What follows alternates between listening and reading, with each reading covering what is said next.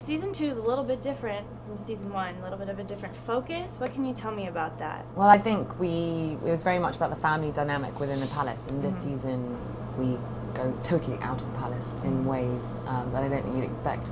Philip on his tour. Yes, that's quite a good phrase. I've gone out of my palace. It's quite apt for Margaret, really.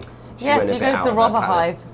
Rotherhithe, which is where Tony's flat is, and so it's. I remember walking into the flat for the first time. It's actually where they filmed Dragon's Den. Do you know that?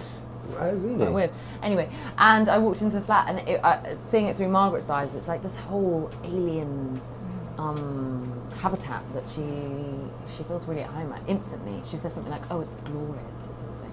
I really think she thinks, God, this feels like me for the first time. And we're in the 60s, yes. and there's more children, and you know, the perception of the country towards the royal family has shifted slightly. We're gonna dive a little deeper into the marriage between Elizabeth and Philip this season. Yeah.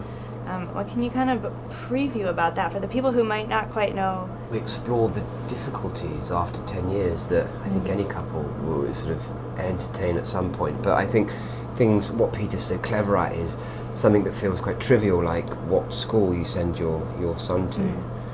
He manages to turn into something very dramatic and interesting and emotionally very rich, and he's very good at doing that, turning things that seem rather simplistic into these very interesting points. And you know, it's very difficult. We explore and we see them go through some tough times.